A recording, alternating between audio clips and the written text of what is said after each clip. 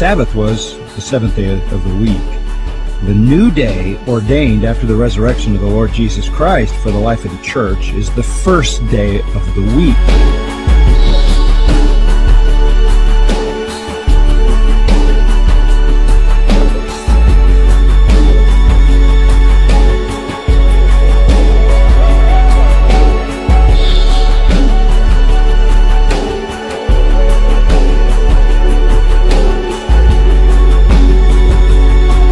A Christian has no business observing the seventh day at all.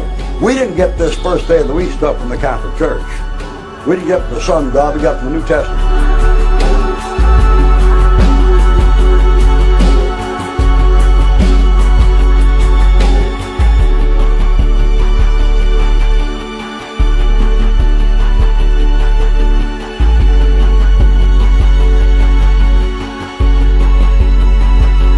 Nobody till Exodus chapter 20 knew what the Sabbath was.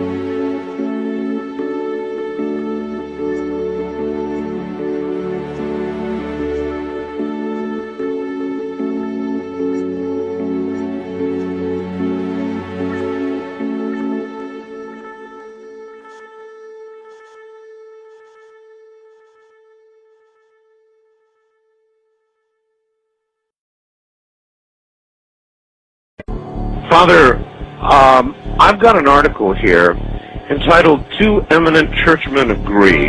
Yes. That there actually is, this is a shocker to a lot of people, Yes. that there are satanic practices going on at the Vatican. Could that be true? Yes. You want to say that?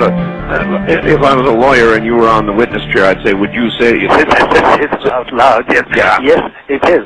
Now, when we say in the Vatican, it's at a certain level, and there's no doubt about it that there have been and still are practices that are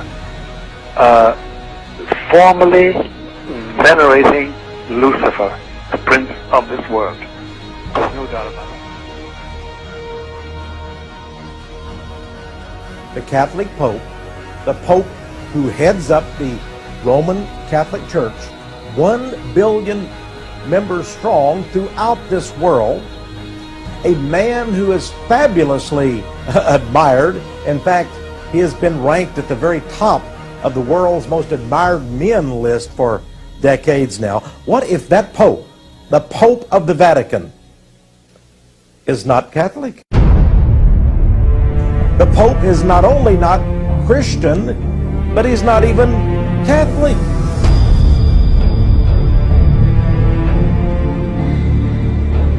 The Pope, he has already taken the mark of Shiva, the Hindu god, in his forehead. He has put a statue, or allowed a statue to be placed, on a Catholic altar of a major Catholic church. And they worshiped a Buddhist ritual inside that church. This Pope has embraced evangelist Billy Graham and all of the top Protestant celebrities. He has welcomed Muslim potentates and kings. He has romanced the chief rabbi of Israel. This pontiff has passionately, yes, kissed the breast of Mother Earth. So I ask you, is the claim that the Pope is the world's greatest religious leader, and that claim has been made by people ranging from Jerry Falwell to Billy Graham, believe it or not, is that simply an elaborate hoax? He may indeed be the world's greatest religious leader, but is it true that he is the world's greatest Christian leader? Might it be said that he is not even Catholic?